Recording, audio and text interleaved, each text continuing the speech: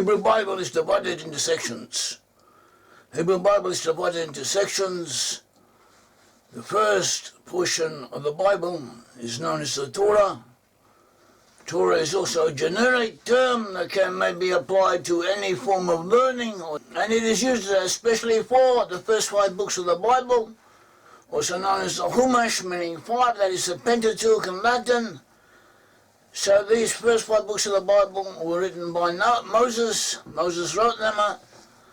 According to tradition, Moses wrote these first 5 books of the Bible. The first book out of these 5 is Genesis. Towards the end of the book of Genesis, in chapter 49, all of the 12 tribes, he gives them a blessing.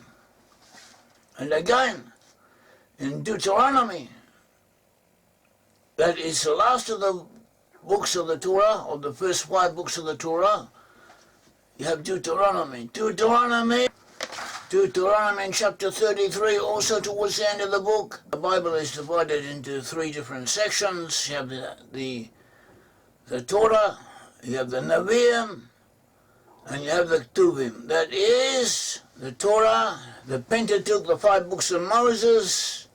Then you have the Nevi'im, that is the prophets. And then you have the Ketuvim, that is the writings. The most important book are the first 5 books, that together are referred to as Torah.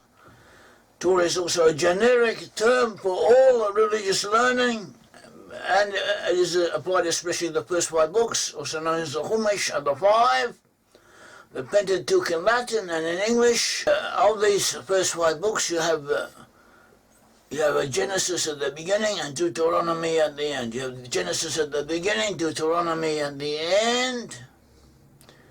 Genesis 49, Jacob, who is also known as Israel. Jacob blesses his sons, his 12 sons, and gives them a blessing.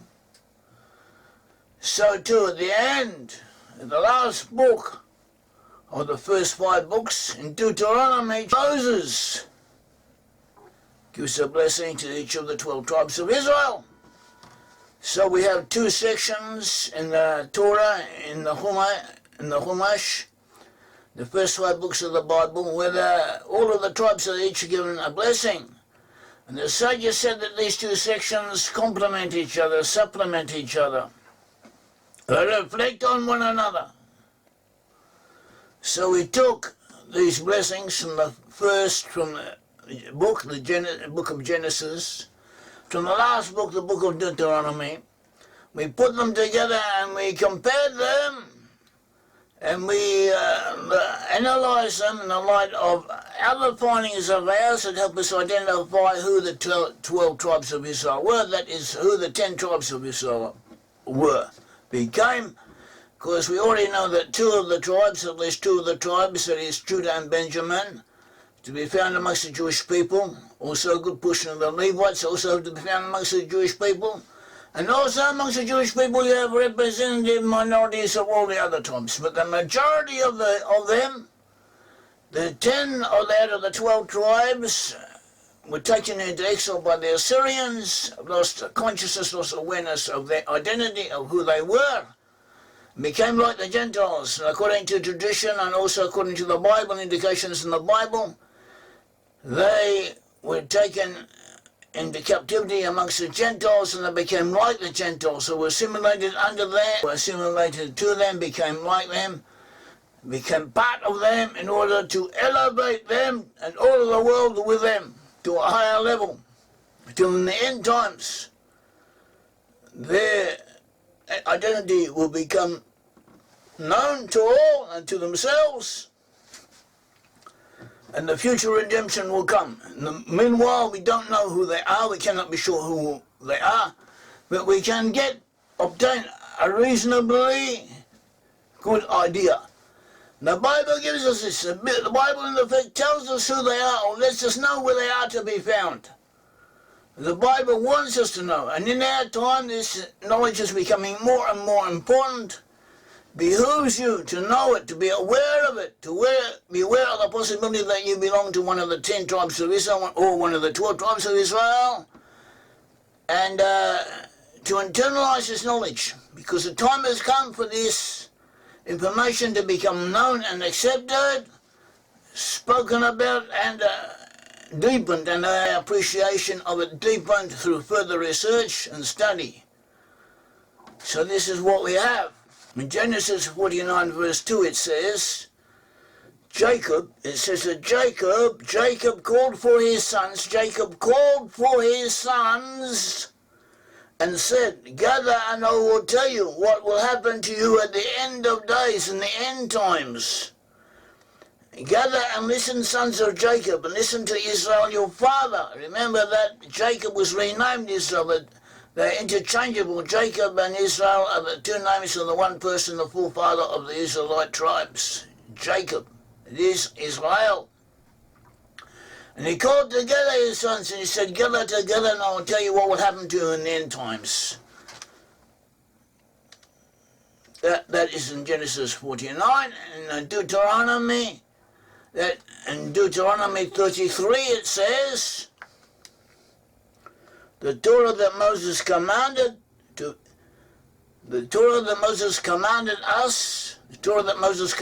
us as a legacy for the congregation of Jacob, a legacy for the congregation of Jacob. This is a legacy for us to know it.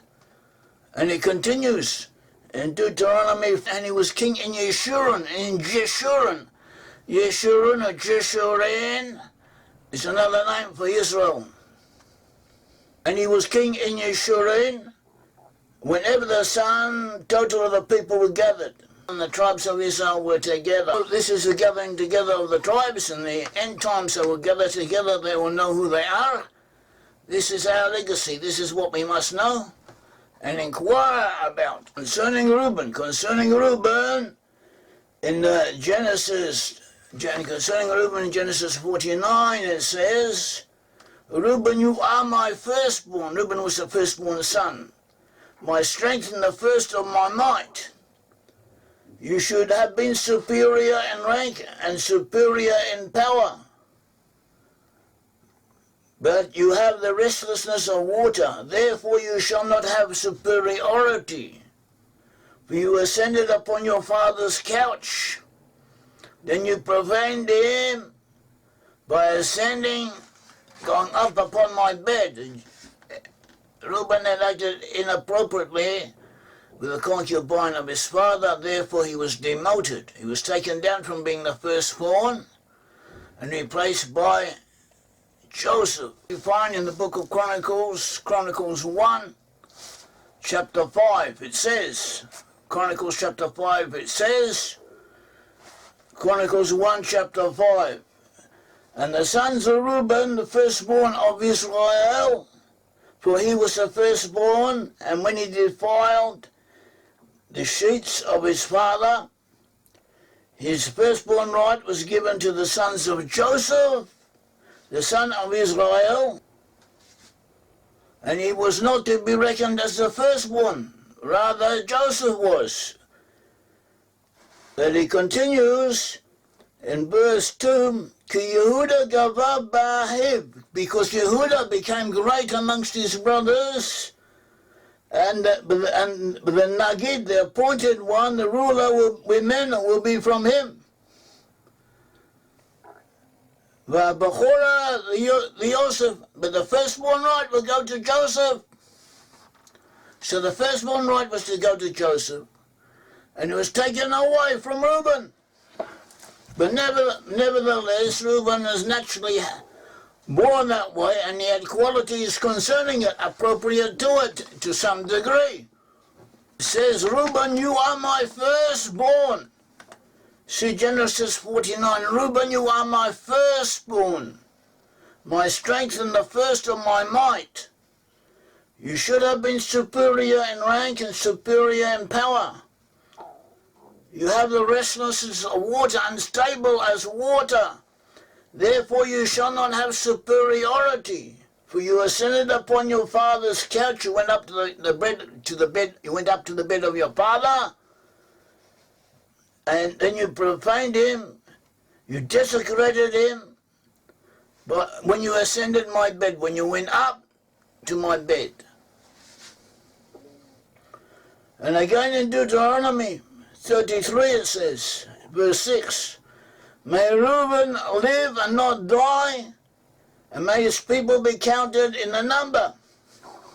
So we see here that Reuben has a natural superiority, a natural aspect of being the firstborn, but the actual right has been taken away from him and given to Joseph.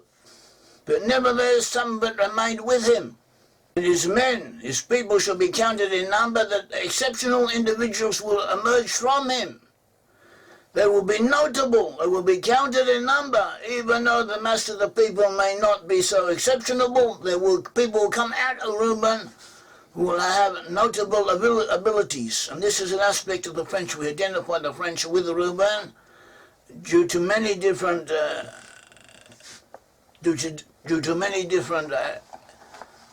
fields of evidence, such as the names of the sons of Reuben, attributes of Reuben, and historical traditions and legends that may pertain to Reuben. Then we have Simeon and Levi. Simeon and Levi, in Genesis 49, it says Simeon and Levi, verse 5, Genesis 49, verse 5, Simeon and Levi are brothers. They are brothers. Instruments of violence are their weapons. Let my soul not enter their counsel. My honor, you shall not join their assembly. When their wrath, in their anger, they kill the man. And with their will they hamstrung a bull. Cursed be their wrath, for it is mighty, and their anger, because it is harsh, strong, difficult. I will separate them throughout Jacob, and I will scatter them throughout Israel. That Reuben and Simeon were to be scattered throughout Israel. Moses also spoke of these tribes. Moses also spoke of Levi. He says in Deuteronomy 33, verse 8 onwards, and of Levi he said, your Tumim and Urim, your Tumim and Urim, that is the breastplates, the Tumim and Urim, belong to your pious man, whom you tested at Massah, and whom you tried at the waters of Meribah. When he said of his father and his mother, I do not see him, nor did he recognize his brothers, and nor did he know his children, for they observed your word and kept your covenant. Levi was fanatically devoted to the God Almighty, and he did what he had to do when he had to do it. They shall teach your ordinances to Jacob, and your Torah to Israel. They shall place incense before you, and burnt offerings upon your altar. May the Lord bless his army, and favorably accept the work of his hands. Strike the loins of those who rise up against him, and his enemies, so that they will not recover. So Simeon and Levi were to be scattered throughout Israel. Levi was to receive this scattering in a way that brings him honor, since he had served the Almighty faithfully, in the time of Moses. Moses himself came from the tribe of Levi, and according to tradition, also according to various records, most of the sages that emerged amongst the Jewish people were from the tribe of Levi, or a good portion of them, a good portion of all the religious authorities came from Levi. Also the Hashmonaim, the Maccabees, were also from the tribe of Levi. They have this attribute of fanaticism, of zeal for God Almighty, for doing what has to be done. Simeon is also scattered. Simeon had attributes of his own. Simeon and Levi, often the teachers of young people, Simeon of little children. They're also policemen, clay hammers, that is tools of violence, so they're tools of trades. So we have a respectable tradition for police brutality used in the right way. And this was attributed to the tribes of Levi and Simeon. Then we have the tribe of Judah. The tribe of Judah, it says in Genesis 49, Judah, your brothers will acknowledge you. Your brothers will acknowledge you. They will own up to you. It was a prophecy for the end times. Judah will be acknowledged by the other tribes. And he will do what he has to have done. He will always have done, and he came to the bottom line, what he had to do. Your hand will be at the nape of your enemies. In the end times, Judah will help save all the rest of the Israelite nations. The Messiah will come from Judah. And your father's sons will prostrate themselves to you, as numerous sources tell us that Judah in the end times will be acknowledged by the other tribes. A cub and a grown lion is Judah. From the prey, my son, you withdrew. He crouched, rested like a lion, and like a lion who will rouse him. The scepter, that is the staff of judgment, the staff of majesty, shall not depart from Judah, nor the student of the law from between his feet, until Shiloh comes. Shiloh is another name for the Messiah. In other words, there will always be rabbis and sages and students of the Bible, students of the Torah amongst Judah, emerging from Judah. This is one of the qualities of Judah. And to him will be the gathering of peoples in the end times. The peoples, other tribes will come in, and they will be recognized. Judah, that is the Messiah through Judah, will enable the other tribes to know to which tribe they each one belongs to. And unto him will be a gathering of peoples, Kahat Amim, that is a recognition, a calling of the peoples of the tribes. He binds his foal, his young horse to a vine, and to a tender, and to a tendril, a young twig. He binds his young donkey.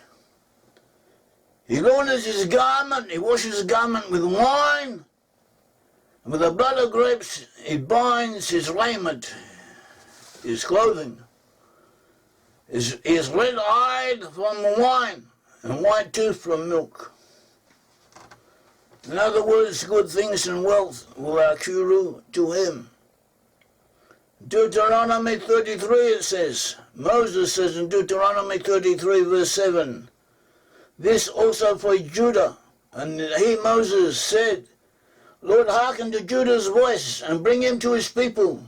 May his hands do battle for him, and may you be a help against his adversaries. So in addition to rabbis and Talmudic sages and so on, also lawmakers, lawyers, scientists, administrators, and so on, often from Judah. Judah is talented. He has a gift for certain things. He has the right mindset to invent things, to discover things, to explain things, and to give the law in many fields to all of the world. Through much of history, Judah was virtually alone. At the end times, which was virtually alone, he was persecuted, but at the end times the 10 tribes will help him, will draw closer to him, and he will help them, and they will help him. We were seeing something of this in the foundation of the state of Israel, that at the beginning, the very beginning, came into being through the Balfour Declaration, the British Empire, and then it's been continued in our time through the USA. Both the Britain and the USA pertain to the tribe of Joseph, who are the leaders of the 10 tribes. So they help Judah, and they are helping to fulfill these blessings concerning the other tribes helping Judah in the end times. And not all the tribes are doing this, but God willing, they will come round to seeing how things should be. and repent and correct their froward ways and their wicked deviations.